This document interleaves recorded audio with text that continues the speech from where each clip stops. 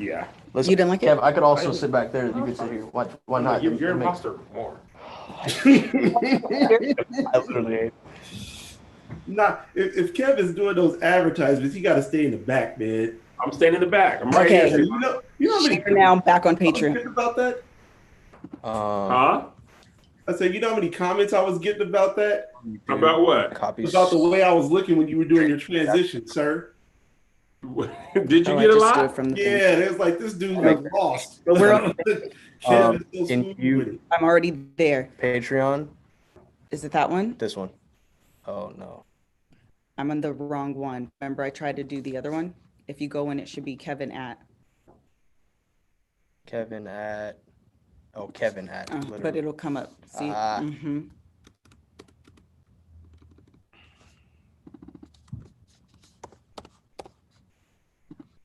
Mm-hmm. Mm-hmm. Mm-hmm.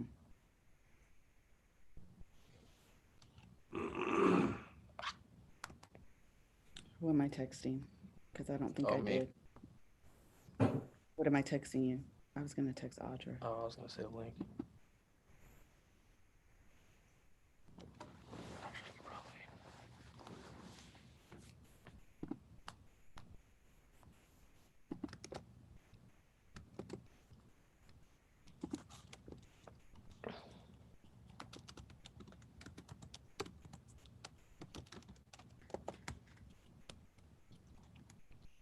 That's what happened to your keyboard.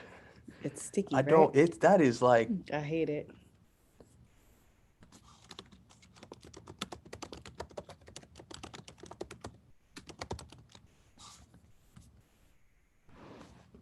Your stomach. Mhm. Oh, You want some of this? he's a I already hundred. ate one. You want another one? Oh.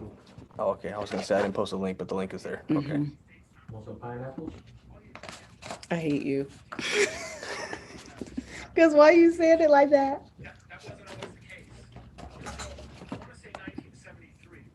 Pineapples will suppress your hunger. Will they? Did it post? I'm waiting to see if I got it. Um, You can go to publish. which one was it? This one? We're back. Yeah, they got it. Okay. It hasn't come to my phone yet, but Um, For me, they do. When I eat the pineapple. can you text me that link again, please? Sorry. Mhm. When you get a chance, please. Thank you. Okay, so It's good for your loins, kid. hold on, it hasn't come up yet. okay. Pop out chat. Back to the Zoom. Kevin, pop out chat is where it's at, by the way. This is what I do when I do the sling. So I've that never was seen that. How Yeah, do you he- do that? So right here. Oh well, let me restore chat for now. You go to the little. I forgot what these ellipses. Ellipsis. Yes, that's what I said. And then you go to pop out chat. This And then is it just- way you can better. move it around. And then it just And move removes. it around. And you can shape it however you want. Oh wow. Yeah. So then you can go to this screen, not that one. That's text messages. I still haven't got. go Oh, I to just got the Zoom. text. You go to the Zoom. All right, I like it that way because Kev always wants to see it, but it's more important for me to see it here, child. So like, okay. Okay. I don't need this computer on. No, as long as the did you turn his mic up on the third? Okay, so go to like headphones 5-ish, on, Brad? a little bit past 5, on 3. On 3, right? Yeah. That's my phone. Say some, yeah. 1, 2, 3, 4, 5, Oh, 6, no, Kev's on 2. 7, 8, 9, 10. Yeah. Definitely doing like Man, the ability to pin chats on this Or is it easier to is hear? so great. I can do it right now because it Have you just done came. Oh, through. pin comments? No, chat like. Oh, I love it. Oh, Especially when you How gotta many can you you do? gotta I don't know. I don't know if you can scroll this way. If you can scroll that way, that could be cool. You want the YouTube one, right? Yes, please. oh, you can do multiple ones. You were good. Yes.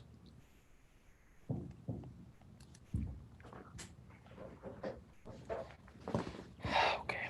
Yeah, all right. Let's we're cry. back. Let's do yeah, it. all this hecticness is intentional. Why? Because we don't want to do Mm-hmm. this. Personal growth and development is very difficult, and so on a subconscious level, we don't want to be doing these things. Is this imposter syndrome? I don't know. Maybe. Stevon, tell us. You tell us. Okay, so we're back. So where we ended was Stevon introducing himself, giving us his credentials, who you are, what you do, and then we're going to dive right in. Okay. Ooh, I'm about to dive in. Oh. That was pretty good. The boy got the Volks, the Volks. So do I go ahead and start talking about Yes, me? go. Okay, I'm looking well, there at you go. right now.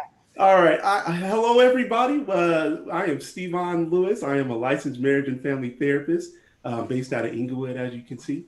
I specialize in working with adults struggling with imposter syndrome. So these are people who kind of have a difficult time accepting their own, awesomeness. And so I help them work through kind of some of the blocks that have prevented them from being able to realize or recognize what the rest of the world sees in themselves. So yeah, I've been doing that. I did blow up. You were right in your comments when you said you guys leveled me up. Since appearing on the Love Hour, your boy's been popping. It's been good, so I appreciate you guys. You guys got the Fredericks touch. Y'all competition with Oprah. Come on, man. Speak it. So I reached out to Stevon. Okay, so the post I'm looking at is from October 21st, but he did another post, but I'm going to start with this one. And I was like, yeah, so, you're just kind of scrolling on Instagram, and there are always people that I stop on. I stop on Stevon's, and immediately I say out loud, and I mean this quite literally, audible, out loud, girl, like, oh my God, girl, you suffer from imposter syndrome. And like immediately started crying. And when I tell you it happened just like that for me, it was like, this is a little churchy, but the Bible always talks about a rhema word. And what that means is you can read words on paper all the time over and over and over and over again. And it doesn't hit you with the same type of like conviction until it becomes life. And that's what rhema, like giving it life. And for me, in that moment, reading the post became life. Like it hit me in a way that words on a page, words on my phone have never hit me before. And so it kind of like stopped me in my tracks. And so immediately I think I DM'd Stevon, was like, yeah, so that was triggering. And now I'm crying. And I'm like, I need to get you back on the podcast. But I wasn't in a place, I think, in that moment to like really bring you on. I needed to kind of like sit with it for a little bit. And then he did a different pose. First of all, he gave me the warning though. He was like, so listen, I'm already working on this other pose. It might be triggering, just FYI. But he didn't do it the next day. Oh, he gave you like a little buffering. Yeah. He was like, it's scheduled. I forgot when it's scheduled, but it's coming at some point. Yeah. Every time I would be on this post, I would just like scroll fast, don't look. But then you start getting less because I was like, oh, I must have missed it because I haven't seen it, and like it's been a few weeks. And then all of a sudden he posted it, and I was like, this dude here. So the post, You said dude too. I did say that. And so the post that he made is talking about the 5 types of imposters. Ooh. And so literally, I even think I sent this to Joshua. Did I? We have a very bad style of DMing each other, triggering only it's things. Toxic. Especially that's when not healthy. That's not healthy at all. I mean, but I guess it is for the sake of bringing conversations like these up. But then it's also, the response is always like, okay, my day is ruined. Thank you. We'll see you tomorrow. Have a good one. They're always all out of love. Yes, it's most certainly out of love. So what I want to do really quickly is go over those 5 imposters, and then we can talk about like where we see ourselves and how is it possible to maybe be all 5. I don't know. Maybe that's possible. I feel like maybe I am. So I'm sure you know what they are. Do you want me to read them? I think I have a memory. If I forget one, you'll throw it out there. Okay. Yeah. So I don't know which order. I forget which order I put them in, but as I know them, there's like the perfectionists. Mm-hmm. These are people who have to do everything like really, really well to a high degree, and that like if one thing is amiss, then it was deemed as a failure. Like it just wasn't good enough. And so like the way I think about it is that these are people who will get like a 9 out of 10 on a quiz, and they're like obsessing over the one they got wrong. And so these people have a really tough time with like not getting everything perfectly done perfectly well. Wait, why is everyone laughing? Greg just texted me, you keep breathing into the mic. And then I felt myself go. Heavy breathing So when I hard. looked up at him, he was just like, It's getting heavy in here, man. I was know. really breathing. I had just happened to be going out on that. I'm sorry, tell us more about the Joshua, the perfectionist. Oh wow, yeah. So I guess that's Josh. Yeah, but it's the people who again like have to do everything super well and super to a high level, and it has to be perfection. Like anything less than perfection is just unworthy of praise or success. So can we land on each of them just a little bit before we move to the Sure. next one? Okay. So when I don't consider myself a perfectionist. I didn't know what that face was. No, I was Yeah, what just do you sitting say? and Here's what I'll say about Melissa. I had a Lying. different. First, That's just right there. There it is. here's the difference. Joshua will make it. If it's not perfect, I won't post it. Melissa will say, let me research it so that I can make it perfect the first time. If I can't get enough information with which to make it perfect, then I won't do it. Well, he has another one that's more in line with that, which immediately I was like, so I didn't know this was a thing. That's absolutely who I am. Did he make this up thinking about me? Possibly. But the thing that I thought about when you said the perfectionist that I might a little bit align myself with is if immediately the first thought I had was the Love Hour conference. I have a hard time viewing it as a success because things didn't go as planned perfectly. I feel like that's also a tie with minimizing too, though. Mm. This is gonna be heavy. Wait, Gosh, say it, Joshua. dang. No. I'm just saying, like, I feel like that is also a mixture of trying to make yourself smaller in the sense of like, oh, let me just only identify the things that didn't go wrong because I don't want to celebrate the things that did. That's actually 100%. Also, when you brought up the test score, it was specifically that. Can this imposter syndrome thing be generational? Because like, shouts to my pops, I love him. Mm-hmm. I mean, now I know he always wanted me to do like the best or like a better version of whatever it was I did. So for the 9 out of 10 test score, I remember sometimes getting like an A and be stoked because I was okay in school. But it'd be like, oh man, what happened to the other 10%? I'm just about to, and then like I'm there, I'm just like, okay, well, I can't be too happy about this then apparently. Oh no, you guys are hitting it all on the head. I mean, you guys are bringing up all the stuff, all the things. So I'm getting juiced. Look at me get all excited. so I guess to start, I'm gonna come back to you, Josh. Starting kind of with Melissa's piece about like the perfection in the Love Hour conference and not being happy because everything didn't go well. That's you getting kind of caught up in the process, right? So like if the process wasn't had an element of imperfection, then the progress doesn't count. Like it doesn't matter where we landed, what we got to. Say that again. Say that nugget again about the progress and say it process. again. Yeah. It's process versus progress, right? Or progress versus process. So that oftentimes people will get caught up on how something happened as opposed to what they accomplished. And so I think that's kind of where you live is that Hello? you're getting stuck on the fact that It was great to have watch them squirm. I did my time with you, and I was solo.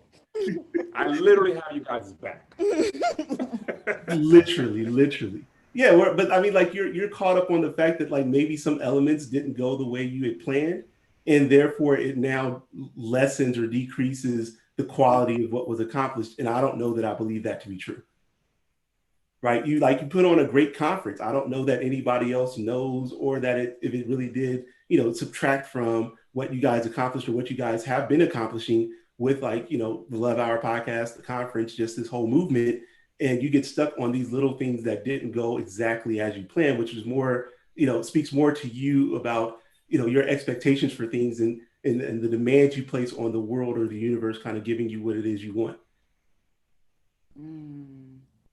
And then my dude Josh. So you touch on something that's really important, and it's something that I tell my clients too, is that there's an element, and when you talk about generational, is that as kids, a lot of kind of what imposter syndrome ends up being when we're adults, it comes from kind of our experiences from childhood. And so part of what I've found that's been consistent across the clients I work with is that they oftentimes have a parent who was like super critical of them, or didn't praise them unless they did something like super amazing. And so that sounds like kind of maybe how your dad was. And it's not that these are bad parents, that they intended to kind of make you second guess yourself or like not see your value, but the impact of that is kind of what it is. So it's like the intention versus the impact, right? Like they didn't intend to have you kind of doubt yourself, but the impact of that is that you don't have all the self-confidence that maybe you should, as based on what you are able to produce. And so like, your dad kind of saying, what about the other 10% suggests that like the other 90% didn't matter, right? It's the one that didn't happen, or what didn't accomplish, or what didn't occur is more important than anything that you've done. And again, I don't know that I agree with that way of thinking. And I think dad just wanted you to try your best and do your best or whatnot, but he didn't give you that message that you were okay when you did that. And that's kind of the part that missed. I'm gonna connect you and my dad over email so you can tell him those words for me. I see that kind of unraveling more so. I'm trying to do the work to let that unravel more so now, but kind of hearing that out loud from a expert professional as such, Inglewood's finest, is appreciated. Yeah, because I'm sure you produce a lot of stuff, like that you do stuff at a high level and it's really good. Otherwise, these guys wouldn't have you kind of be part of their team.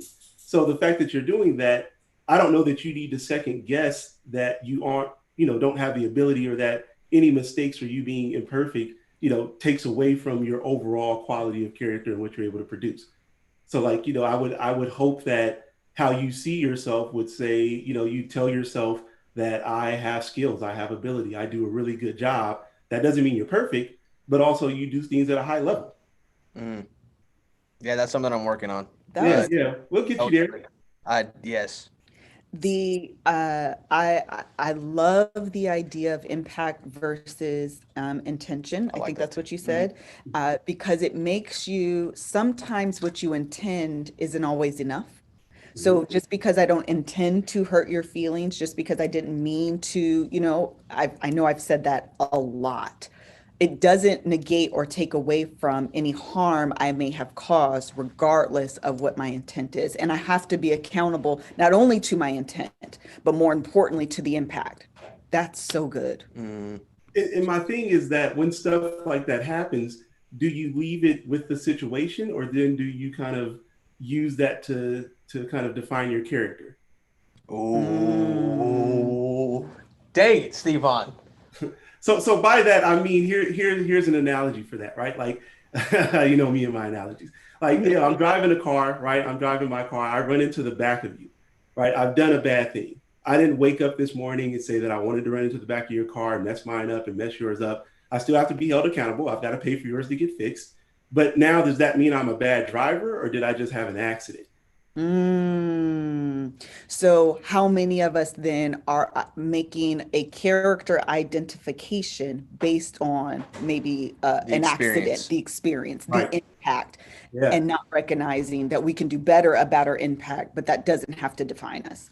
Exactly. Yeah, it's called the fundamental attribution error, where people will take a person's behavior in a situation and, define it and say that's a characteristic of that individual, as opposed to that, it's a result of just that situation or that moment in time. Oh, I love that. What you got to say, Kev? I know. Do you want to do that now? Yeah. That's what you got to say. All right. So what we're going to do here, listen, we all need a break. Inhale, exhale, put on a hat because your edges are probably snatched. And in the meantime, we are going to tell you about the fabulous sponsors of the Love Hour podcast. We'll be right back. You're not doing ads right now, right? No, I was going to. One of the ads, though, is BetterHelp. The first one is Blue Chew's inappropriate. We could do it after. Yeah, that'll be a drop in. Yeah, that'll be a drop in. All right. Oh, wait, I'm waiting for Kev.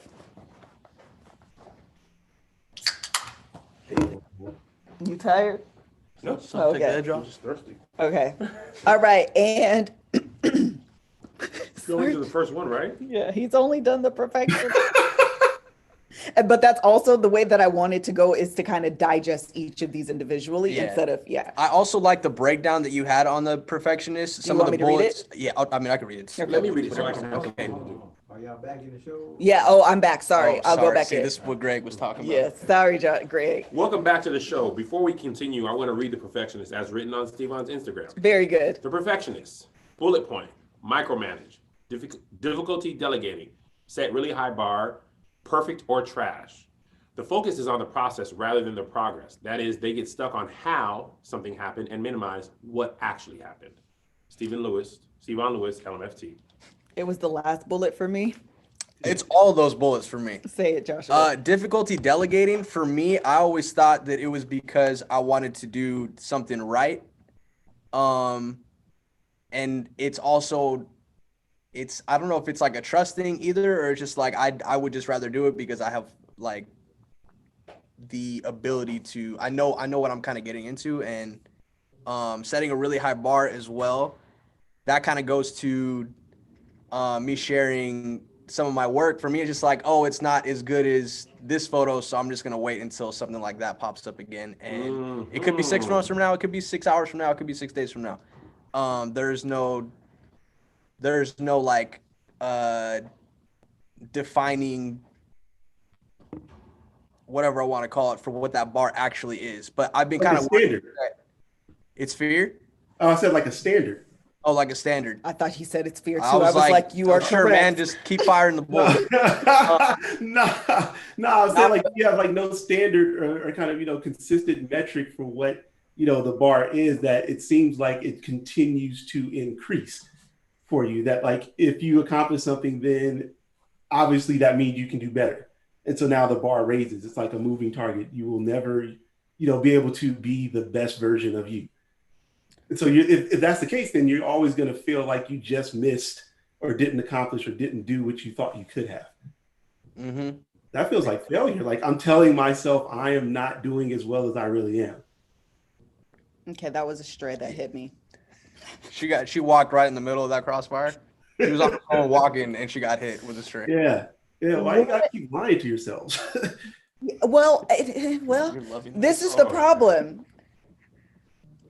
The problem is, I'm gonna tell myself, okay? The problem is it's okay. I'm trying to work through my thoughts here because there's a lot coming. It's almost the idea of not being enough. And so the idea of perfectionism becomes elusive. It becomes a moving target. And so you tell yourself I'm talking about myself, you're constantly working to get better. And it's a lie of perfectionism. I don't know if I'm making sense, if all the things are coming together. Okay, help me say it the way I feel it. Yeah. So what I'm understanding is that you're saying you continue to tell yourself, which is the good part, right? Is that I want to get to a high level, and so I increase the goal of what I want to accomplish because I've accomplished another goal. So I set another one, which is a good thing. Like that's the good part. And so you're like, under the guise of I am trying to continue to better myself and enhance myself and produce the best product I can, right? Be the best version of me that I can be able to do.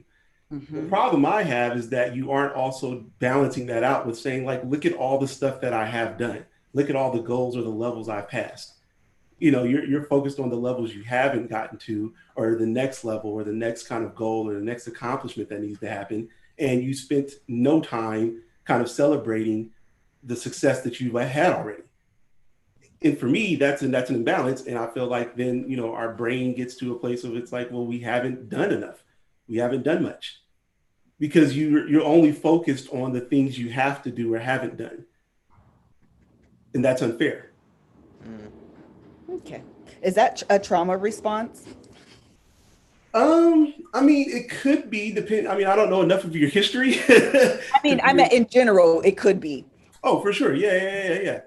Where, we are not kind of able to identify that we are good, that we have a perception of self that is not based in reality. And it comes from kind of experience of what we've been told or things that have happened to us, that if I believe that somehow flawed, fundamentally, or I've been, tarnished or whatnot, or have any experience that I'm broken, now it's hard for me to say that I do good things, because how could you take good fruit from, a bowl of molded fruit? I want you to know in a YouTube comment just yesterday, I literally commented, I view myself as fundamentally flawed. And so when you just said that, I'm not quite sure if the Holy Ghost speaks to you or if you just stalk everything that I do and then make posts about it. I Steve, don't I'm know. being your mother freaking business. Listen, I need you to He be slow all down. You I'd be got a little first too of comfortable all, with the wording. mind your business, Stevon. You don't even know me like that, but also you very clearly do know me like that because you are speaking to my feelings. And second of all, third of all, I never even said this out loud. So how you gonna confirm a feeling I never even said in my own mind? Shut up with your little therapy stuff, but also keep talking because I want to be better. Oh my God. I'm confused. I'm gonna keep talking at this rate because I got a lot of feelings going on right now. Right. Let's go with the Holy Ghost. I got it. You know what I mean? Won't he do it? Okay, I think we've juiced everything there is to get out of the perfectionist. Did you have anything else you wanted to add that maybe we didn't hit on? No, I think that guy covers it. I'm comfortable with it.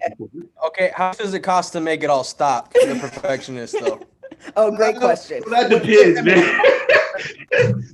That could be that depends on how long it takes. You know how deeply rooted that stuff is.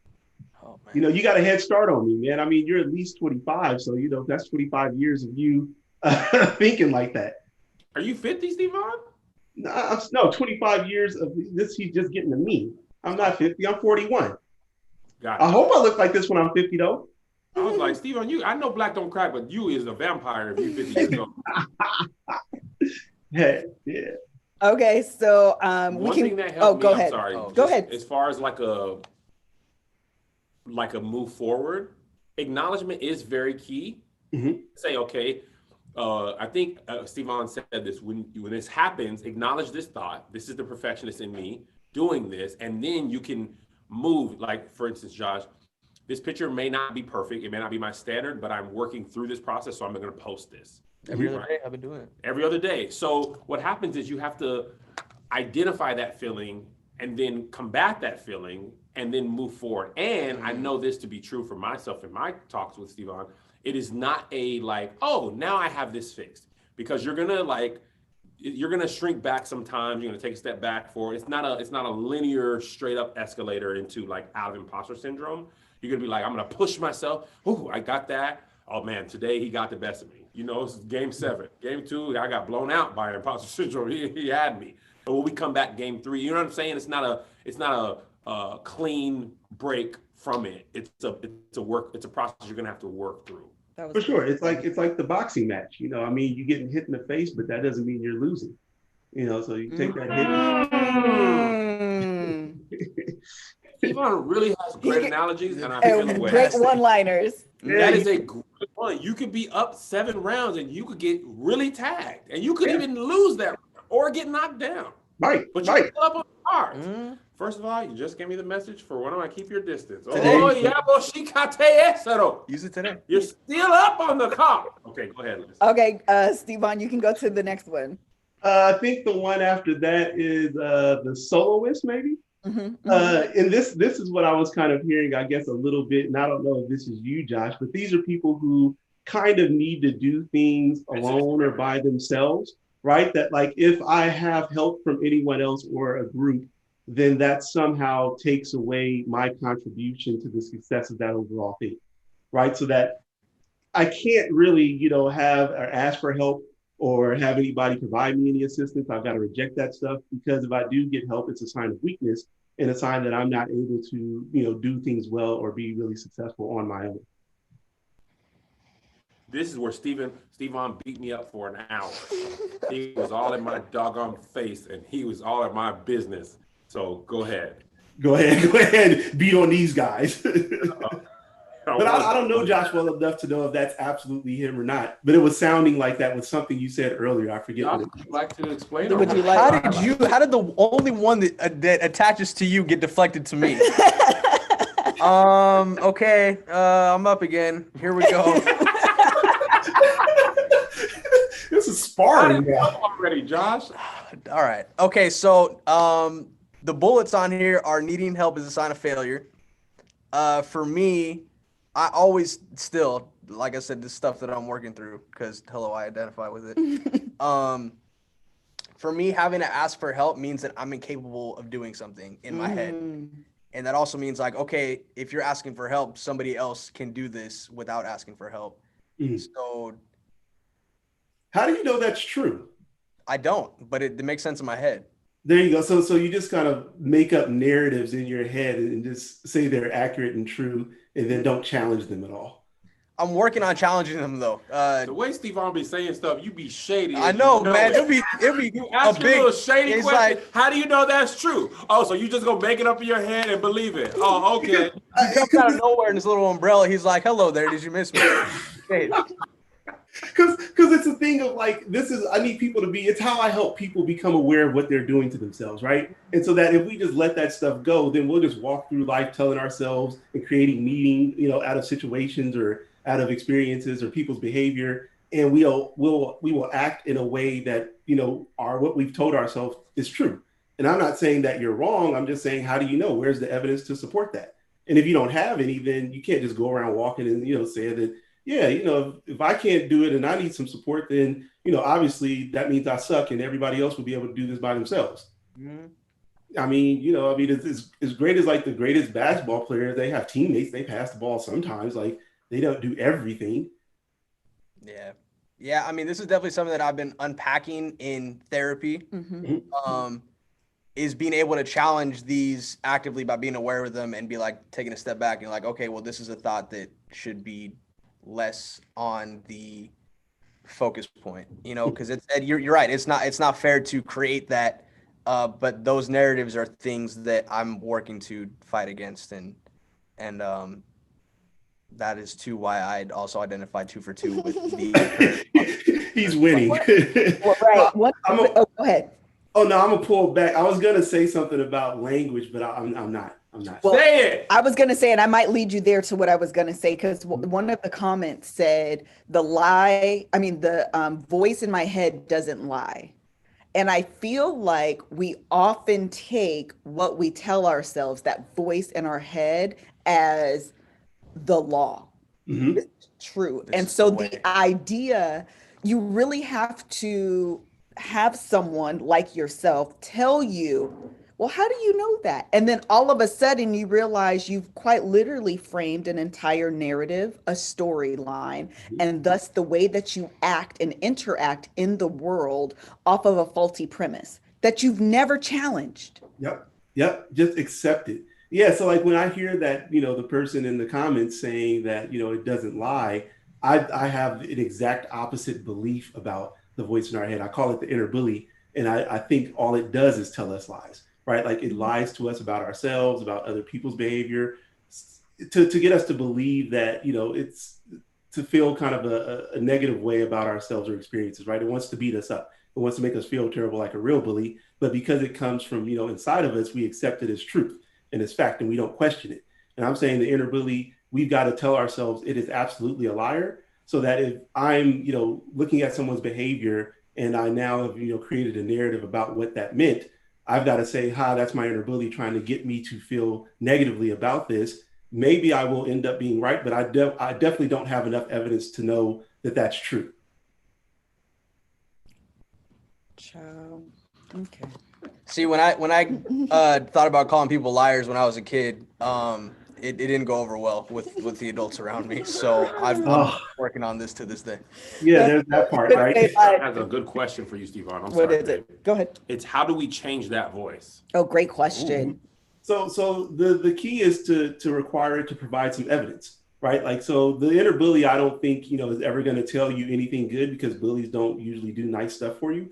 So it's not going to do that. The idea is that we have to question it relentlessly and make it or force it to provide us with evidence, to kind of suggest that, or to convince us that, hey, what it's saying is true. So it has to have some kind of basis of evidence in reality to say that, so that if somebody doesn't text me back, are they upset with me? Did I do something and now I've pissed them off and, they don't want to, interact with me or associate with me now? Like, how do I know that? Like, that could absolutely be true. I'm not saying it's not true. It's a possibility, but I don't know that that's, the case. And so the way to find out is like, I need to either talk to that person, or I need to be able to attach it to something that they've said, really pisses them off and that they're upset behind it. But if I don't do any of those things, then I can't just, tell myself, yeah, I pissed them off. I should have never said that joke. They didn't get it, and now they hate my guts. That's really important. Someone was saying that it gets tiring, and honestly it does. It's a lot of work, but I believe, can you train yourself to kind of challenge those things? In the beginning, it's going to take a lot of effort because it's not for your first inclination to do. But I feel like over time, maybe it'll get a little bit easier as you start to do it more and more often. It just becomes part of your everyday interaction with that inner bully. Sure, yeah, and I think it comes from two places. Like, one being that we've got to strengthen our perception of self.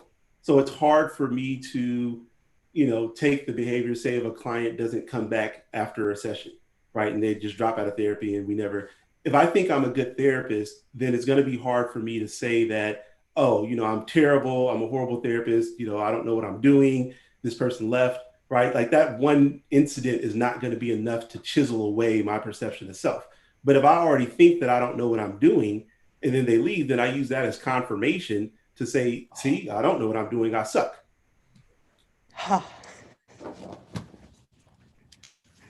That's that lie you feed, that narrative that you feed. It's negative confirmation bias, I think is what it's called too. Yeah. You're like, if I think something.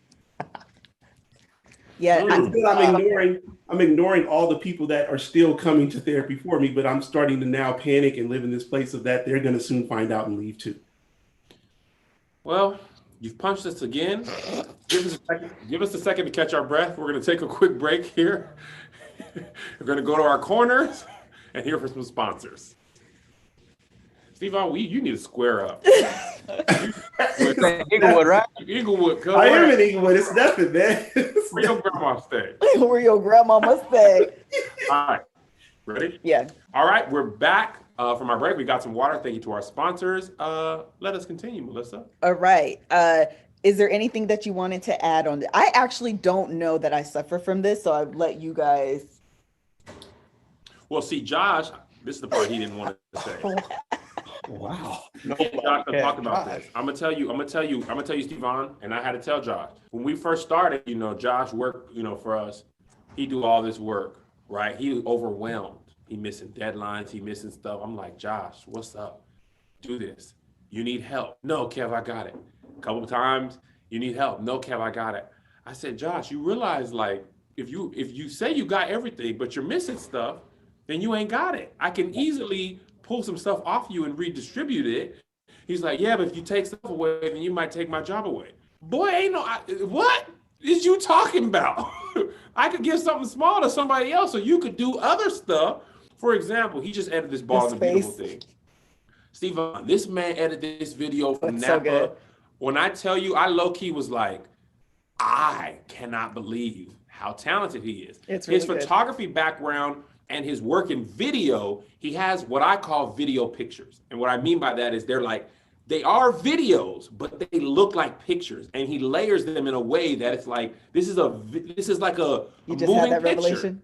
Right? Mm-hmm. It's a thing that not many people can do. People are good at video or they're good at photography, but Josh is really good at photography and video. So anyway, for me, it's like, boy, trimming down a podcast, DZ can do that. DZ, I love him. He just had a baby. Congratulations. Congrats, DZ. Right? Hey! But DZ might not be able to do what you do here. So I'd rather you focus on that. But instead, Josh, like, I can do all of this, but it doesn't leave him time to do what he does great. You see what I'm saying? But he looked at it as, if I give this up, then my value is lessened, even though I'm literally telling you your value is heightened because you're so good at this one thing. I can give this to somebody else. And that's individualism. Soloist hurts Joshua. That's good, right? That you're saying, take away this thing that you don't need to be spending your time in and enhance and your true talents are up here. But that's hard for Josh to do if he doesn't see himself as being up here. I guess the way I think of it is like, I don't know, say, LeBron James is not playing, pickup basketball with us because that doesn't really kind of help his game at all. Like that's not beneficial. So like he's gonna play with other people that are his level. Like that's no shade to him. It's like it's the reality. Like why would he play with us? That serves him no purpose. And so for Josh, like if you're doing things like trimming a podcast, like if your talents are better than that, why Why would you want to do something like that? Like, you don't go to Marshalls and find Chanel in there. Like, that's not how it works. Come on and say it. And the way it hits Melissa is this. So what she does, she takes on stuff that she doesn't have to. Melissa should not be editing anything in the world. That's true. That's right? facts. But actually, to feel value, she finds. Shut up during your part. Shut up. She finds, in order to feel value, she needs to feel busy, and she doesn't give herself the benefit for how creative she is, right? She should be able to spend time creating the Love Hour episode, but she fills herself with busy work so she can say, I've knocked these 17 things down off my list, but I've got 48 more. Man, I'm valid because I have so many things to do, not because of how creative I am. Somebody can do all 48 because I need to spend 1 hour creating the Love Hour episode because nobody on my team can do that. But she doesn't do that because her other job, she needed to feel busy and have a to-do list. So last night she spends up 8 editing a video when she could have just said, hey, Josh, you know what? Take the cuss words out, or we said, N-word. You didn't send me notes. This is why you don't be sending me notes. And I said, hey, this Bald and Beautiful episode might be better split in 2. Instead of telling you to do it, she does? That's what I was going to suggest when I was just like, also, this might be 45 minutes to an hour. She's like, it can be long format. But what did she do, Josh? Sat up and edited it herself. Group therapy sucks. And now she exhausted at night when all that she could have watched it one time and just text Josh. He could have done it and been done. It would have But been. no, I got to find value in overworking myself, and that makes me feel valid. Yeah. I don't think that's soloist individualist. Is it, Stevon? You just need to do everything by yourself. What is this? It helps reduce the significance of the need to do everything by themselves. I think it's the next one I'm going to talk about probably, but I know where it comes from though. Like, let's talk about it, Stevon, and focus directly on Melissa. No, you can finish your thought. I thought he said he was going to go to the next one. He is. Oh, okay. Yeah, but no, it's still about you though. Like, yeah, so you don't get to run per se, but yeah, I mean, it's so the next like kind of other type of imposter is the superhero, the Superman, Superwoman. Yeah, and so I think like for what Kevin's saying about you, Melissa, is that there's a part of you that your value comes from what you are able to produce. And so that if you can't tangibly, I guess say I've done this, then you aren't doing enough. Or that if you're not producing, then there's no value or self-worth there. Right. And I don't know kind of, I guess, exactly where that's come from for you, but there's this belief you have about yourself and doing things and how doing things then add value to make you worth, your weight in gold, so to speak. So the way I think of it is like, you've got to do a ton of stuff and you've got to do a ton of stuff at a high level. Mm-hmm. It's a little bit me, Kevin. I'm not going to talk as loud as I was. I was looking at your post. I was like, you might should shut up. Also. You're like, that is good. That is, wait a minute. That's me. You got quiet in the back, but out to the choir. I looked at fine, downtime, wasteful, and I'd be like, what? I literally, Stevon, I ain't gonna hold you, Stevon. I was on set for 10 hours yesterday, right? That's a long time. Long time, where I was the principal talent, okay? Before I started shooting, I said, I gotta get my video up for the day. And when I was done, I went and shot Zooming with the Homies. And I don't feel like a productive day if I don't get a video up. Even if I literally shot 6 episodes of another show. But if I didn't get the regular side-by-side video up, and I didn't watch Jeezy and Gucci and get off for that. And if I didn't repost my stories from Instagram to Twitter, then I didn't do anything. That's a lot. That's a lot. Like when I used to work at the university, that's how the students used to be. Like they would, be RAs, and then they would have like, 17, 18 units, and then, be like a tutor on the side, and then also have another job. And it's like, how can you do all those things and just like always constantly taking on more, like I can do it, as opposed to saying like, and then like not giving themselves the pass or being compassionate about when things do get overwhelming or they aren't producing at the level that they want to. It's like now it's like, oh, I'm a failure because I took on 10 of like, the most difficult things to do and I'm only doing 8 of them well. And it's like only 8 is like that what you really saying? Because I don't know that I'd be doing half of those things because like any one of those would be a challenge to like the average person. Boy, shut up, bro.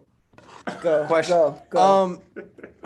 I'm trying to put a pin on this so I could have a reason as an excuse. But is this also generational in the sense of man? Your dad's not gonna see this, is he? Like, I'm gonna send it to him. No, I'm just kidding. brutal. No. But for the sense of like overworking, almost like a poverty mindset. You know, like I want to see, or like I'm asking to try and see if that is like a tie with not even necessarily like ethnicity, but like how a lot of us came in, even like I come from like a generation of immigrants where like they literally had to always be working just to be able to live, you know? So I feel like seeing that from grandparents to parents, has like implemented that as like, if I don't have that, I'm gonna fall back to not having a place to live. Yeah, it's the scarcity mindset. You know, it's the belief that if I am not doing something, then I am probably actively going backwards and not going to have enough or keep my job. It's like why you made the statement to him, like, well, if you take that away, I'll lose my job. And it's like, no, I'm just trying to help you do a better job with the skills that you have. Like they're useless, or not useless, but not, not as beneficial down here as they would be over here in this other area. And so it is that scarcity mindset that like, I've not had the foundation of being able to rely on resources being readily available, or that like, I've got a belief about diminishing abilities in myself so that I've got this window to kind of maximize and accomplish everything I can, because after that, people won't be on it. And so I've got to, do everything and capitalize and maximize in this moment, because I don't know that this moment will last. And I guess it's like the part of people ignoring that, well, before this moment, you were doing something, right, that got you here. So like, why wouldn't you just continue to be able to do more or level up? Like, I guess like, save for something catastrophic happening, like, why wouldn't you just continue to keep doing what you were doing? Literally, my therapist said verbatim. I was about to ask something too. Go ahead. Go ahead, Josh. Oh, no. I'm just saying, because I feel like almost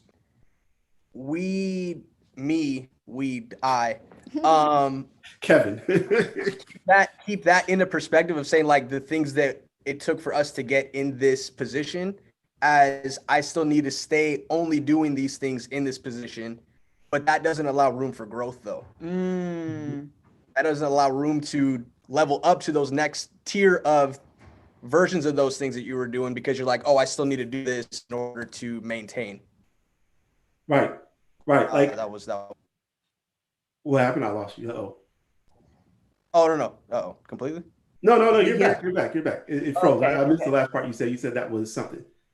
Oh, no. I was just saying, because like I feel like when you were talking about leveling up, that's what kind of stuck out to me, in the sense of like, okay, well, for me, like what Kev's saying, on not delegating, necessarily focusing on anymore. For me, I would focus on things because I know those are the things that were even like in a job description. Like if I'm not doing that job description precisely, I'm not doing said job. Got you. And I guess like the way I think about it is, and I have a client who like, does kind of martial arts and stuff. And so then like, it's the idea of like progressing belts, that like, when you get to like black belt, you aren't still like wearing your yellow belt anymore. Like you've gotten rid of that, or the green belt or the blue belt, like you left that behind. So like, why do you need to still be worried about that stuff when you've gotten to up here? Like it doesn't add value for you to still hold on or wear this yellow belt when you've got a black one. And the yellow belt is still within you. It's encompassing the black belt. All the skills you learn to accomplish that, still have that. You know what I think is happening? First of all, that was an excellent analogy. I'm not quite sure how you come up with these so quickly, but that was good. It really was. It's being at a black belt level and still identifying with the yellow. Woo! And so feel the need to carry the yellow with you, because that's who you feel you are. That self-perception is that's like bordering on kind of dysmorphia. Like you aren't seeing yourself for who you really are. She's like, You know check. what, Stevon? I promise Dysmorphia, you. is that what it's called? That's who I am. No, I didn't say you had that. No. We're not pinning this on you. Listen, my son, he's like me in a lot of ways, especially on confidence level, right? I remember, and I'd be like, okay, boy, you be on some other. So Melissa, he was trying for this new soccer team, and Melissa and I were like, hey, man, these kids are good. And he was like, so? I'm good too. Mm-hmm. And if they are good, I'm gonna be as good or better than them in no time because I'm the best. I'm amazing. And I was like, God, like, The confidence. But That's exactly him. in order to the difference between that and not having that mindset will be the difference in your life. Like just having the confidence to be like, bro, I'm out here too. And you need it in a lot of different ways in life. And if you're crippled by the inner bully or the, self-deprecating or, mind dysmorphia, if you don't fight it, it will win. And what you could have become, you will not become. Right. Because you didn't see yourself. And the crazy thing, especially for Melissa and Joshua as well, people believe in them. It's just them. Yep.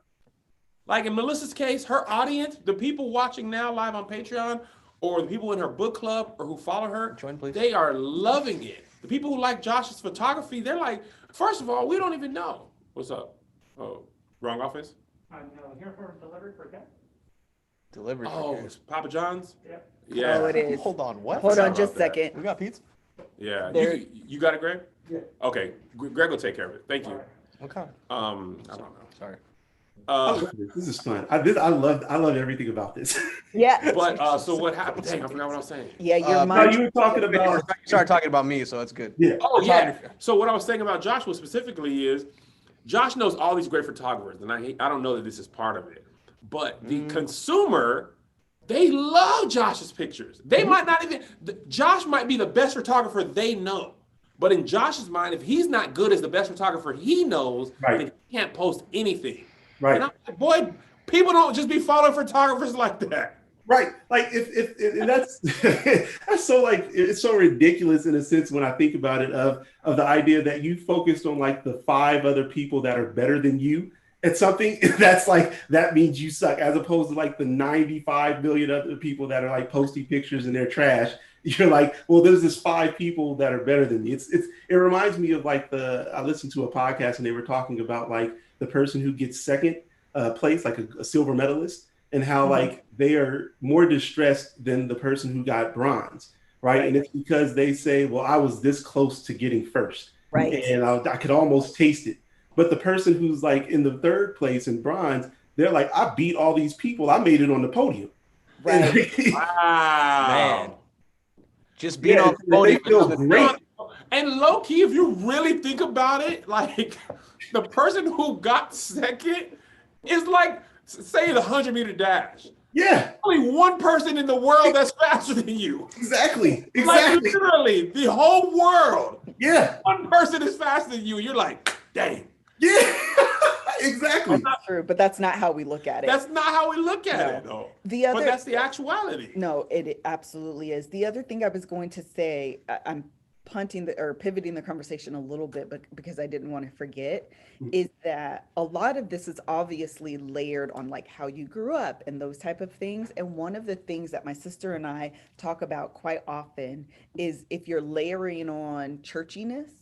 And so the idea of being humble, the idea of being meek kind of comes into play. And I'm not even saying that my definition of those is correct, because I actually— What is your definition of humility? Child, it's plain small. Minimization. It's minimization. It's plain small. It's with the bullhorn, that's what they're called, telling you my flaws so I don't look puffed up. Wow. It's over exaggerating the failures, so I don't appear to be too puffy. That's and again, I'm not saying that is correct, because I believe it's absolutely not correct, but somehow that has been a definition that I have internalized. It's been a definition my sister has internalized. And so the idea of standing tall Mhm. in what you are, even on a unexaggerated level, Right. it's still too much. And so that it's a layered, I don't know, it's just an added layer of complication that you have to work through in order to, as I've said before, take up your space. Yeah. It's so like when you're talking, I have a thing about language, and so you're saying all this stuff. Like so part of your definition suggests that you have to highlight your flaws Absolutely. in order to then not appear as though you're bragging or whatnot. Someone said that's pride, and what you don't want to be if you're churchy. Right, right, right, right. And then like you said, so I don't want to walk around walking tall. Like that's a bad thing. Like you've now said that with an undertone that walking tall is a bad thing, that having confidence or knowing your self-worth is not good. So then how could you lean into doing something then if it's the wrong thing to do, right? Because nobody wants to do the wrong thing. So like my definition of humility is totally not yours at all. The way I define humility is not really, kind of minimizing yourself or making yourself, or like you said, playing small. It's more or less about, so the way I phrase it is this, is that like being humble is not, denying your accomplishments, right? Being humble is, not making other people feel less than because of what you've accomplished. Right. And so I don't think you're a person to go around and make other people feel small. Like if I feel small and intimidated by you, that's not because you did that. Right. Like you get to be you. I mean, the facts are just the facts. Like if I played the game, I was hooping and I scored 40 points. I don't know that I can't tell people I scored 40 points. It's just a fact. Like there's nothing wrong with that. Like I went out, I had a good game, I scored 40 points. But like if I'm like, hey, you suck. How much did you score? You scored 10. Oh man, you trash, you terrible. I scored 40, get on my level. Then I feel like that's not being humble. But like for me to go out and talk about what I did, why is that wrong? What? Who are you, Kevin? I was gonna say, I didn't want to say, that's why I I laughed. scored 40 and you suck. It's me. Ouch. Get on my level, boy. Wow. That, and I don't want to share those accomplishments for fear of making you feel bad. So let me downplay my 40 points. Let me That's me downplay. too. Let me not even talk about. I don't need to be recognized for that. No. I Let's scored all. 40, but it's really the assist, man. Look at Steve Nash. He passed me the ball. If it wasn't for him, I would, man, hey, I just got, this is Melissa talking, not me. I just got lucky, man. The defense was lax. They weren't on their best day. They weren't on their best game. I don't know how I did it. 100%. Tomorrow, I probably won't play this well. So, man, thanks Which a lot. takes away from all that you accomplished. Like you've told yourself that In the name of humility. It didn't matter at all. But Yes. see, in the name of humility, all you've really done is give power to the voice that says you're not good enough. Yep. 100%. Yeah. Ooh. Why would you help the inner bully beat you up? Listen, I The hand world him the already gloves. beating you up. I often hand the inner bully the gloves. Yeah. Literally. Because you're taking on responsibility for other people. Like, right, like you're concerned about how I'm going to react to you being you. Why is that your problem? I don't know why, but it is. But seriously, like, I mean, I don't know that that's like your responsibility, that like you're now responsible for how everyone else is to feel in the world. Right? Like you're not intending to go hurt people. So then like if somebody feels, some type of way based off of what you've done or their interactions with you, like let's discuss that, because I know that I didn't intend to do that and I can take ownership if that's where it came from. But like if it's the person's stuff, I don't know that you need to be responsible for that. You are correct. You are correct. Oh, I'm loving You know it. what's so interesting is that when you originally posted this, and we can move on to the next one because we're really getting all of the juice out of these, is that I was like, oh, I might be this, a little bit of that, definitely not that. Expert, that's definitely me. Natural genius, absolutely not. And then as you're talking about them, I'm like, oh, I didn't realize a little bit of me falls into that as well. This is why I was like 5 for 5. Really? I was gonna say 4 for 5, but there's identification, because I didn't think I had super identified with the Superman, Superwoman. To be honest with you, but I didn't either. I see how that ties into the soloist one as well. So then I just kind of bridged that gap and said, "This is also me." Hello, 3 for 3. I didn't think of myself as a soloist, but I Praise the Lord. absolutely am. It makes me wonder then, Josh, like when did your dad give you praise? Say it one more time, Stevon. I'm sorry. Oh, no worries. I was saying for Josh, it makes me wonder when did you get praise for doing something well? You know what? When we were talking about the first one, I don't necessarily. I feel like it took literal school recognition, or which wasn't very often. Let me be clear. Yeah. Or some type of sport award or recognition to where like a tangible award was like, this Yeah. is yours because your name is on it with this it classifies. And I don't think that was necessarily intentional by how I was Sure. raised by any means, Yeah. but Impact. the strive to be the best is still very much so implemented in my brain. And if that bar is not, that standard is not met, that I am not doing my job, or I'm not physically equipped to go. Woo! Yep. Better talk, Josh. Let me tell you something else about Josh, Stevon. Why? Josh, I'm gonna tell you because I've been waiting for this moment. Josh feels like, he said this before, man, I just got lucky because I work with Kev, and that's why I got this job. I don't think I said that. When did I say You that? said that before, Josh. He Lucky? disputed. This claim has been disputed. Yeah, like, man, I work with Kevin all dev. That's why I got this. Oh, maybe like based off where we met, I could Okay. say that, but I don't know about like. Okay. So that he had to hire you because you were at all deaf? No, not. I don't know about had to, but like that. No, that's what he tells him. Huh? He parlays that. Yeah, that's what he tells himself. Josh Instead is of saying being like about I work. had the Yes. Is this true or no, Josh? Is the claim been disputed? That specific with tied to work ethic, yes, I can find truth to that. And the truth is, a lot of people work with me at All Deaf. Not a lot of people work with me at Kev on Stage Studio. That's facts. So the person that works with me because he's good. How about that? That's it.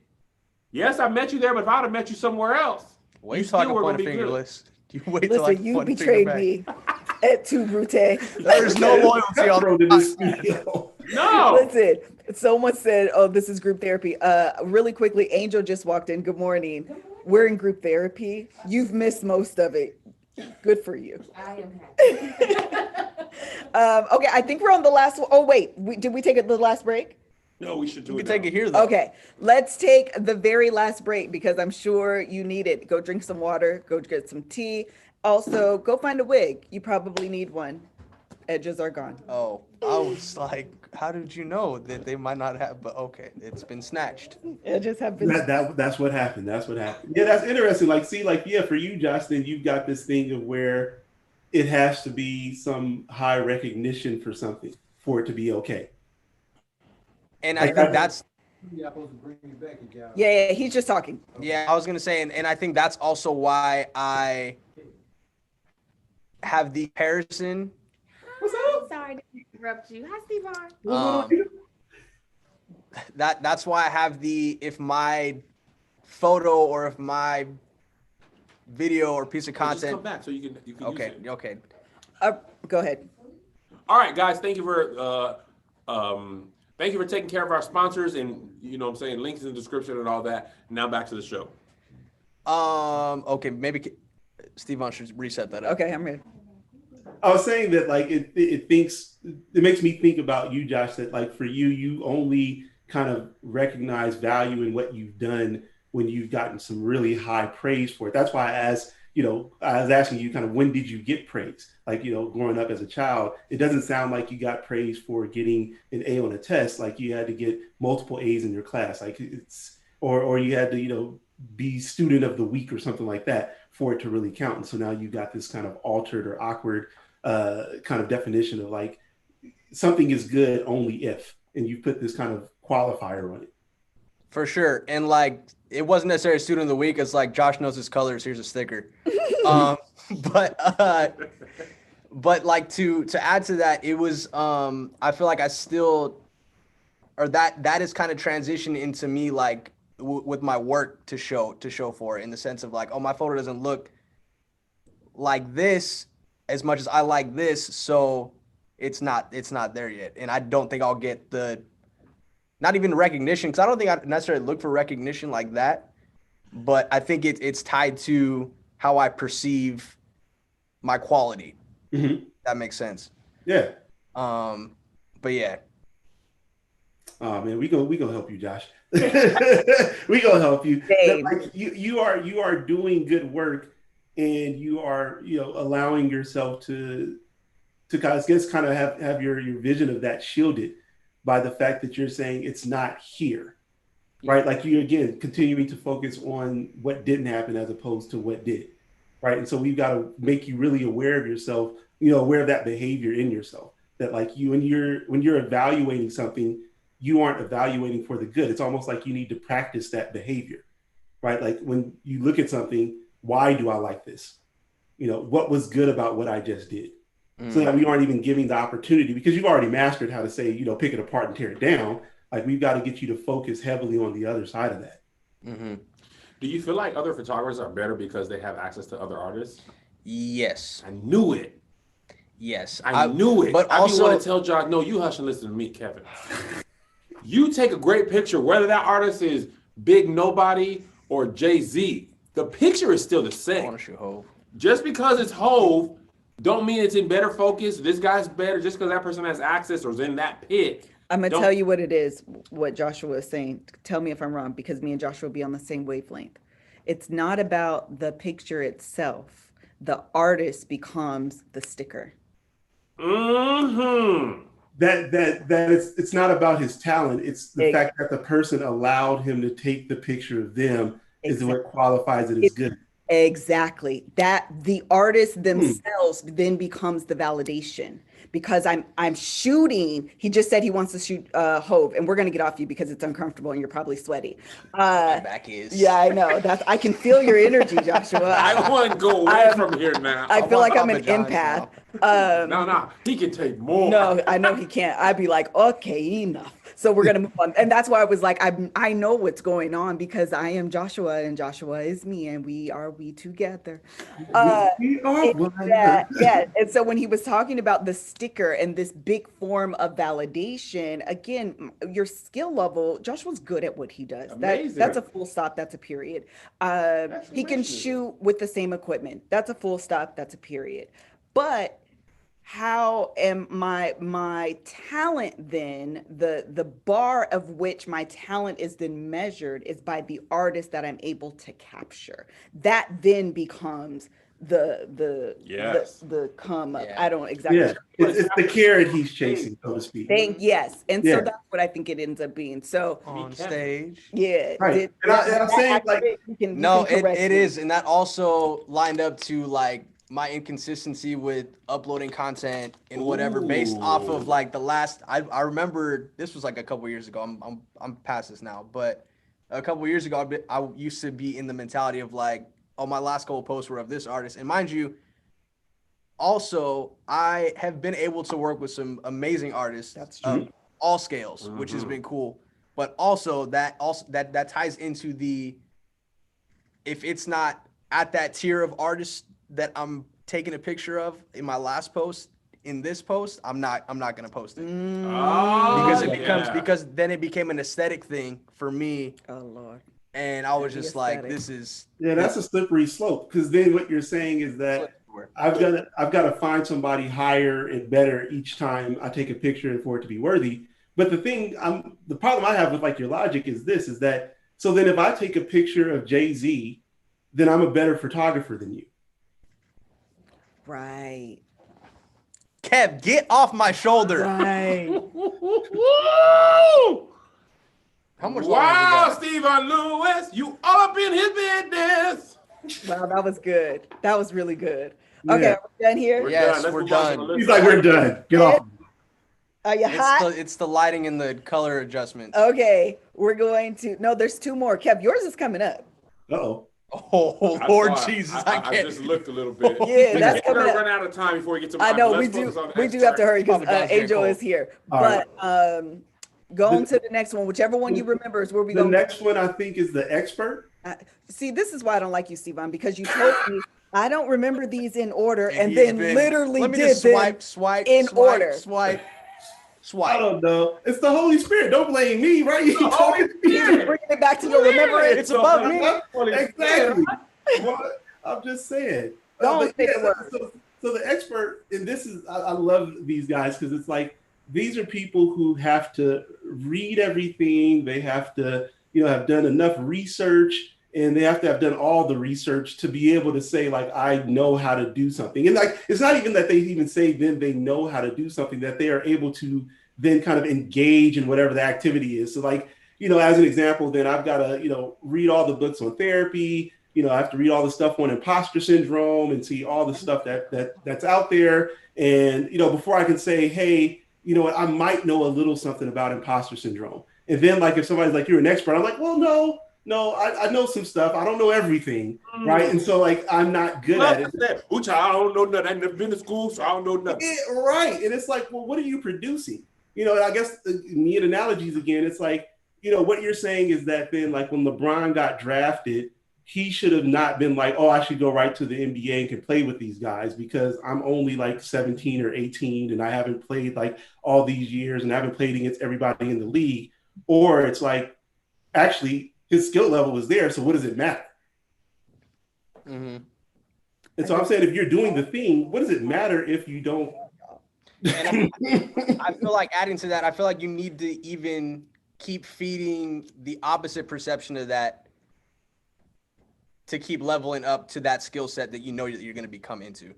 And I feel like when we work on that negative narrative, it'll keep us in this little, this is where I'm at pocket. And I feel like, because something I've been working on is learning how to speak to myself in that positive mindset too. That's I good. like it. Because you really start believing subconsciously where you're at and the negatives to tie with that. Mm-hmm. Yeah, it will, what you tell yourself about who you are and what you can do and your abilities, your mind and thoughts can really, create reality for you, right? Like, when I like to study kind of like philosophy and philosophers and like the ancient Greeks and stuff like that. But like Stoicism is kind of around that. And it talks about like, can you do what you think? And so it's like, can people fly? And it's like, well, no, they can't. It's like, well, they created the airplane, so kind of they can. And so I think it's about you. If you have these limiting beliefs or you have these beliefs that put a ceiling here, then you've told yourself that you can't do more than, right? And so I think like this expert thing is this belief of like, well, I've got to know everything in order for me to be okay to break through or pass this thing. And I'm saying, is that the case if you're already doing the thing? If you're already doing it, Stevon. Yeah. What does that matter if you're already doing it? What I mean, you cannot. Who says you can or cannot but you? Oh shoot. Facts. I'll be on her, Stevon.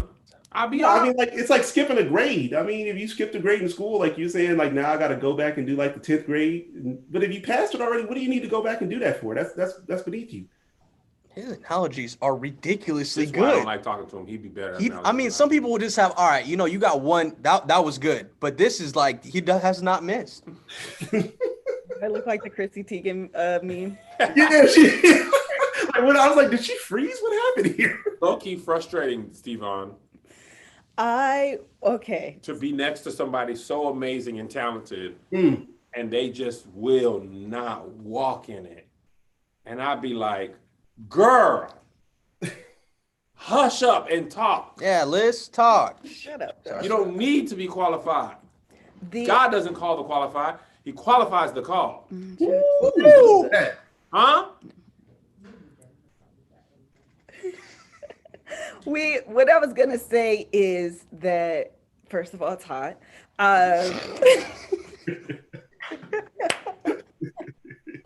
But what I was gonna say is that so your points say always seeking training to validate knowledge. That's not actually what I thought I was gonna say.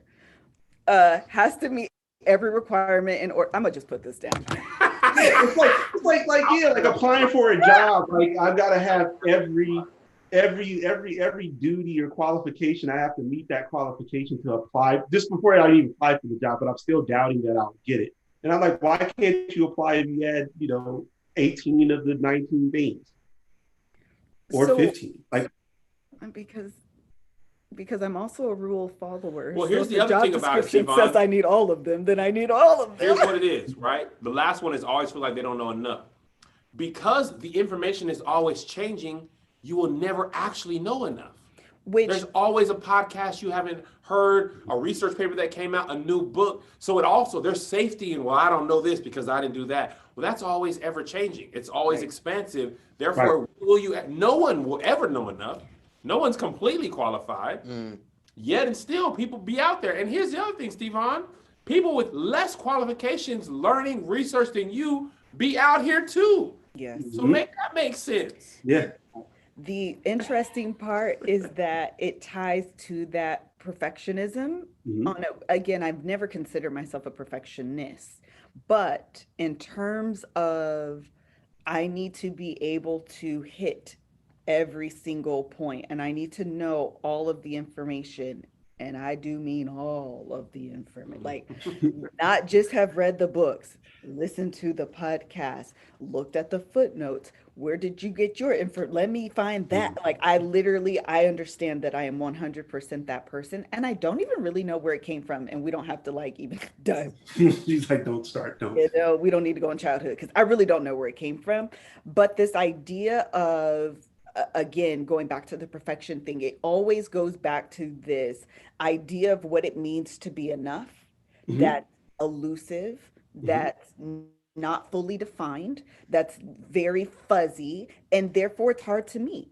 And so Right. you're constantly chasing something that doesn't really have a clear set of standards and expectations and definition and all of that. And so you never feel good enough. And so I'm in this perpetual state literally of trying and chasing the expert and never quite making it because there's always information that's going to be new.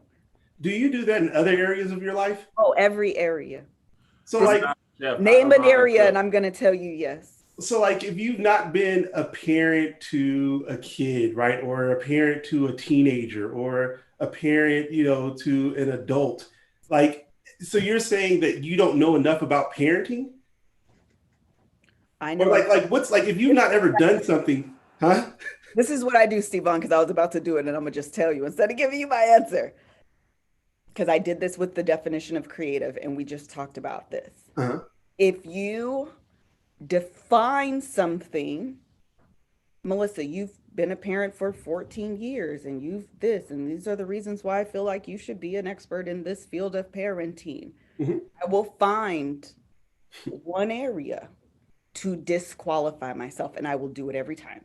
So what I was just going to say is, I'm not an expert in parenting. I'm an expert in parenting my kids. That doesn't make me an expert. When I tell you,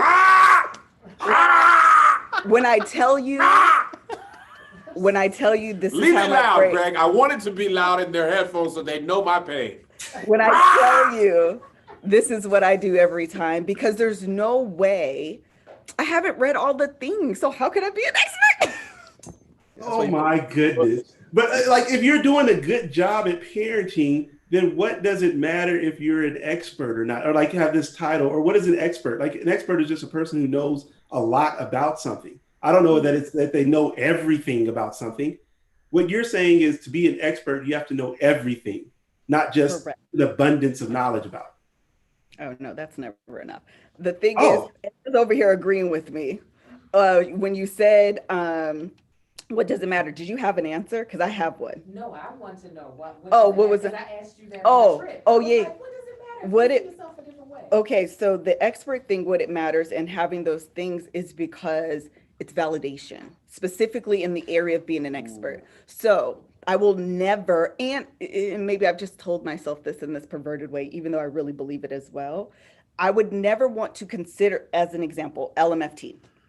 I would never want to consider myself a therapist in LMFT. I feel like it's disrespectful. I haven't gone to school.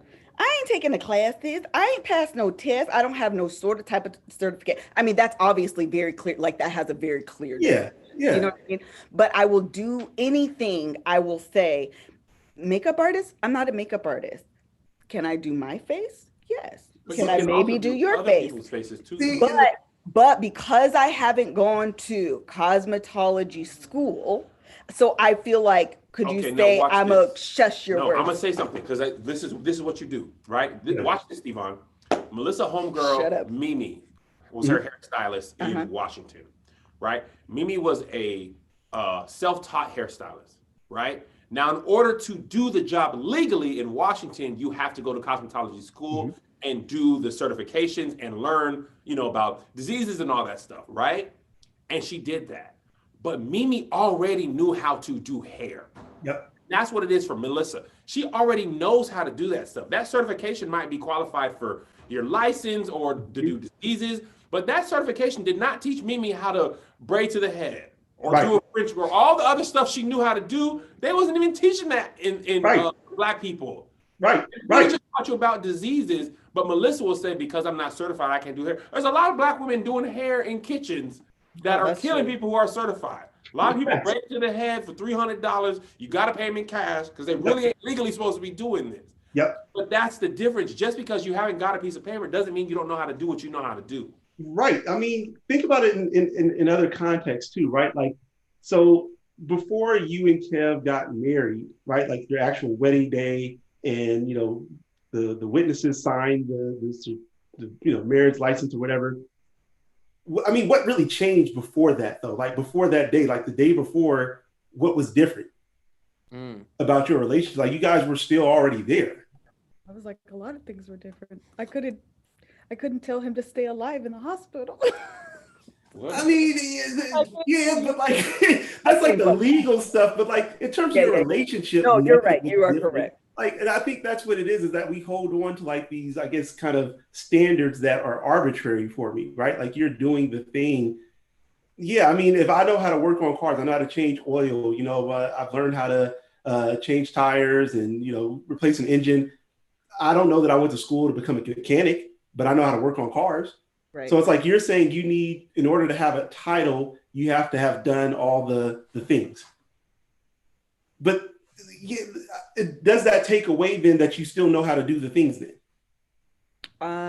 I think that it allows me. I got hot because this is about to be an honest moment. It allows me to always put an asterisk by any credentials that I have. That's like, she don't really know what she's talking about. So in case this all goes awry, she's not. In case, that's good. It's an exit plan. Good. That makes sense. We're not marriage experts. We're champions. It's a disclaimer that allows me to not be held accountable, so to speak, should things go awry. But here's the thing about that. Does that disclaimer even stop people from holding you accountable? Probably not, but I can always say, now listen, girl, what I already tell you, she ain't no expert. I got a question. I already done told you. Stevon has a question. Oh, go ask your question, child. How often do things go awry? Child, not that often, but in the event, because here we are 100 years later in the So then what you do is you spend a good amount of your time preparing for outcomes that are not going to be that's true. Real true for you. So it's like me like me kind of not wanting to go outside because a plane could fall on my head. Right? Like it's possible, but not really highly probable. Like you're not a person that things are going to really go awry. So then why are you spending so much time worried about things going awry? That's not really been your truth. That seems like a waste of time and energy. Oh, hello. Oh, he said you wasting your time. Who's it? It's clear. All right, next one. I ain't got no more to say. You know what? Because I recognize that I am wasting my time on a I say this often, on a very head knowledge sort of way. I get it. I really do, because I've read all the books. I get it. Right. It hasn't become Rhema for me. It hasn't become visceral for me, where I feel it in my body, that I can live it.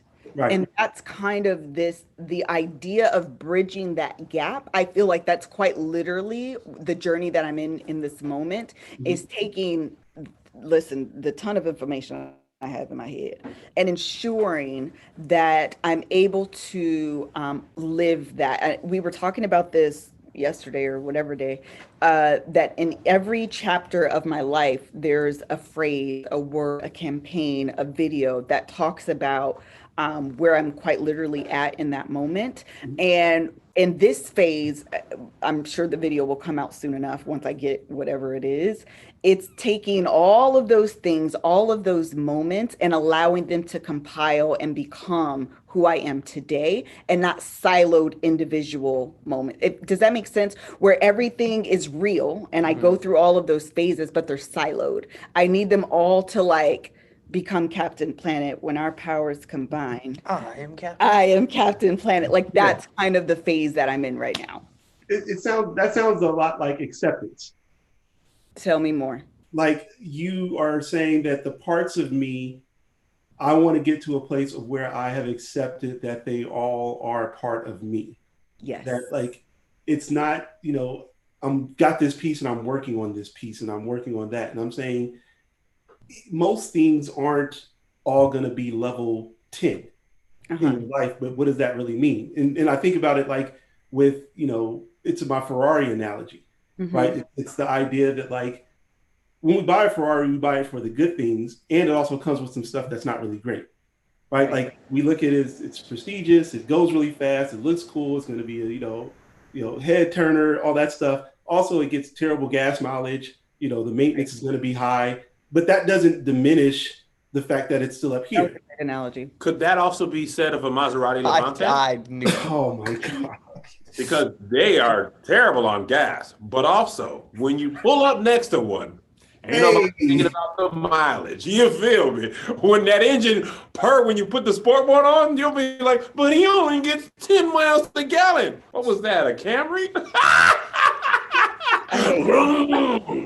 Get at me, boy. This is that humble thing that we're talking about. He He lacks that gene, right? It's like, no, he get gas. Yeah. But the car also goes in 3 seconds. See you later, Subaru. We can go to the next one because he's becoming the super villain. Oh wow! Don't go to. Oh yeah, you're next. Go on to the last one, Stevon. So the last one I think is the natural genius. And these are people who things usually come easy for them. They do things really well without having to put in a ton of effort. So that if something becomes like difficult for them, then they are kind of wanting to disengage or feeling like they are a failure now, or adversity is their enemy. So to speak. And it's like, wanting them to be able to, because things come so easily, there's this belief that things should become easy, right? Like things should be easy. And that's how I know I'm doing it correctly. So that if something has a little bit of adversity in it, then I must be messing up or something must be wrong with me. Or let me create a plan in which I could go a different direction that's easier. So I don't have to go through the adversity, the rejection, the whatever on this path. Yep. Oh, what has happened here? What just happened here? The Red Sea part. Angel? Yeah, it did part. Oh, Brad's looking up. Here Brad's comes looking at his Moses. phone. What you mean? Why I don't go on auditions? Because they don't pick me every single time? Tell the truth, shame the devil. Is that what you saw, kid? So I make my own app. Just so I don't have to, my own movie, because I don't want to have to get hurt by Hollywood. He's coping with comedy right now, guys. Oh, brutal.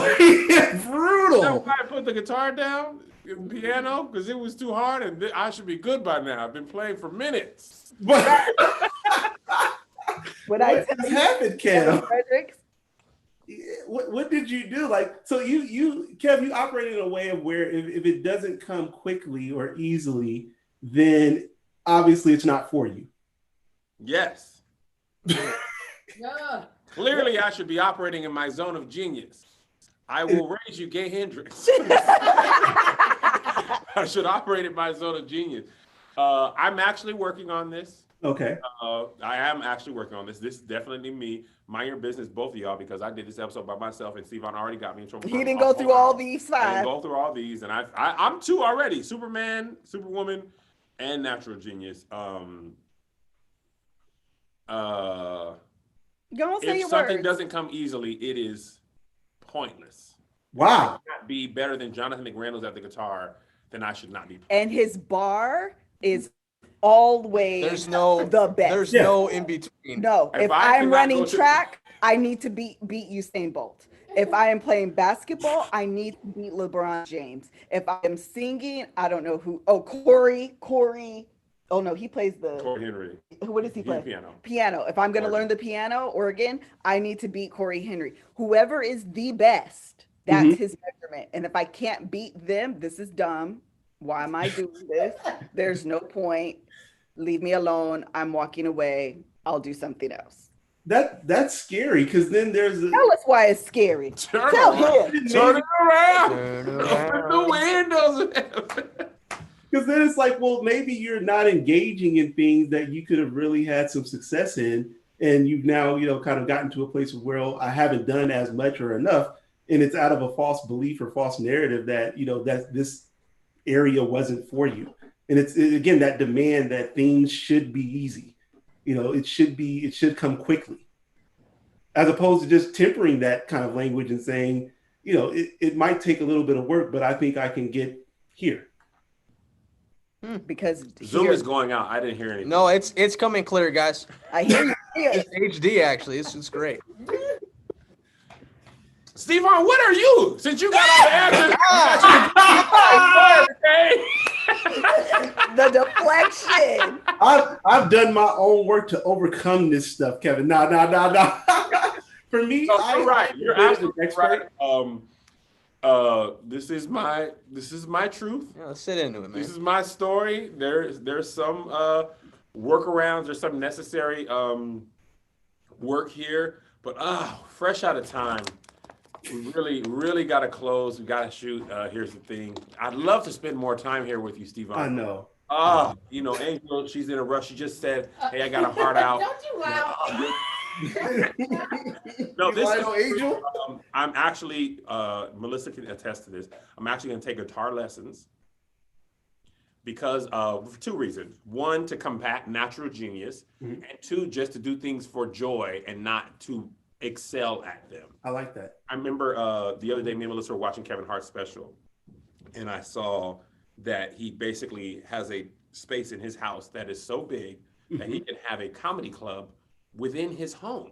Yep. His family, I know this wasn't true for production, but his family didn't even come downstairs, and the dude had a comedy club. So I made that tweet, and somebody tweeted back at me, "You will never catch Kevin Hart. Kevin Hart's only 4 years older than What's you." his at? Let me find it. Yeah, man. Yeah, keep going. Send me a screenshot. And I was like, first of all, I got time. you don't know me. I may not catch him, but I'm up in here though. It's gonna be a photo finish. We just getting started. Now I might have to get mine the other way, but I'm coming for mine. So like Melissa said, in that sense, it is the creme de la creme. It's not only like literally the reason I stopped playing basketball seriously is because I realized I wasn't going to the NBA. Once that was out, I was like, okay, what is next? Because I'm not going to the NBA. Intramurals, fun? No. We go to the NBA or we do something. I need to go to the NBA of my life. Whatever that is, I'm going to the league of that. So sometimes that makes things hard to enjoy just for the sheer enjoyment of them. I was gonna say that for you, it has no value if you can't kind of win. Yes. Correct. Yeah, I can't play I'm gonna tell you the reason I stopped playing the bass guitar. He's only going to talk to you. Yes, the things that you've stopped. The reason I stopped playing the bass guitar is because I was learning from this old black dude, Hall. Remember Hall is? Yeah. And this dude did a lick, and I was like, "How you do that?" And he was like, "I don't know, man. I just be doing stuff." And I was like, "If I cannot create at this level without thinking about it, then this is dumb." And then I put the bass guitar down and I left it alone. But how many of him are there out there in the world? I don't know. This dude was a freaking enigma. But Sure. I'm like Josh in this sense. I was on Josh, but I watch videos of the best players, and I'd be like, "Man, I should be like literally." And this is the last example because I don't want to dominate the show. You have it. Go Jay, ahead. Chief Levi, I asked him to teach me how to play piano, right? Mhm. Just for fun. And actually, I was building a one-man show idea. So he was like, "I can teach you a simple version since you're not like a professional, Right. or I can teach you exactly how I play it." And you know what I said? Exactly how you play. That's how you play it. For sure. This man gave me every chord in the history of the world, every inversion. He had me playing with one hand at this tempo and the other at this tempo. I had to call him like, how did you even learn how to do this? This dude said, well, when I was in grad school, we had to practice at Beethoven's thing, and I had like a whole semester of this. And I was like, well, that's dumb. I ain't gonna do all that. And also, I don't play the piano anymore. But that's the thing, though. Like you're comparing where you can get to based on the fact that like you're comparing yourself to other people that have dedicated their life to something. He is a professional musician, Right. literally, Right. vocalist and pianist. And I did it, and he went through the steps of the baby version. Right. He didn't even start there. But I don't see that. I see when I play, I need to be like, this dude, is he a pro? Man, he's great at everything: comedy, physical physiqueness, and piano. It's like, Kevin, like, why couldn't you be like the best, comedian pianist, right? Like of all comedians, right? Penis. No. Because I penis. I want to be the best penis. No. Pianist. Pianist. I don't know. I want other musicians to be like, yo, he's low key. I want him to play for me. But he's. But you don't want to be a musician. I don't care, Stevon. I want to be the best at everything. I'm about to go to therapy school, and I'm gonna be a better therapist than you ever were. Maybe. Good luck. We need it. Go do it. that does not scare me at all. Like now I don't want to do it because you can't compete against me. And it drives, listen, there's good and bad to this, right? It drives Kevin to a level of self-motivation to be the best and do all the things that are Kevin and that you think of. It's motivated by this. The problem, though, is that he'll will himself a different route because he doesn't want to go through that adversity. And so there's a lot of stuff that's ended up kind of left on the table because it didn't come as easy as he would have liked. And then there's no fun or enjoyment because everything is a competition. I can play games all day and have a really great time. And that'd be the end of it. I don't care if we won. Did we play? Did we laugh? We had a good time. Yeah. It was It's the experience. Did I win? That is me. It's not fun. If you're not There playing to is no win, I don't fun. want to play with you. This is why I don't play spades. Then do you walk Because I around, would- Kevin, with like a ton of, I guess, a ton of like regrets or just a ton of things like you didn't do or accomplish? No, I feel No. great. Because You stop before you getting involved in it, huh? No, Yes. because there's so many things that I redirect that energy into things that I am good at. he'll quit before that. Yeah, exactly. Like you quit before you actually had an opportunity to say, well, I need to work harder at that. Man, whatever. Correct. Yeah. That's correct. So is that done so that you can kind of salvage or save or maintain your perception of self? Ooh. I don't know, Stevon. Come on, Maybe it perception is. of self. Let's Maybe maybe into it that, Kev. So that Come on, Kev. maybe it is so that I can maintain being the best at whatever I put my hands to. And if it ain't, that's why I don't be singing, because I'm not considered a great singer. That was a great question. Yeah. But I literally am going against this, so everybody can shut their mouth. Oh no, you stayed on Joshua for how long? Yeah, we're not good on time. but No, I we're was not gonna good say- on time. We're about to go. No, we're not good on time. Okay. Did you get all your answers? I told you I'm buying a guitar, and watch, Stevon, when you see me playing my guitar on Instagram, know that this is me fighting against my natural genius. You're I love only it. gonna do I'm looking. No, you're right. Because I'm not naturally good. I enjoy music, and my therapist talked about this too in two books. One book, the last book I read, something about maximizing energy or something. It was talking about doing things you enjoy just for the sake of enjoying them. I don't have that. Like, I need to be able to play and sing at a level that everybody is like, this guy's the best, or it's not fun. And I need to find joy in the experience only.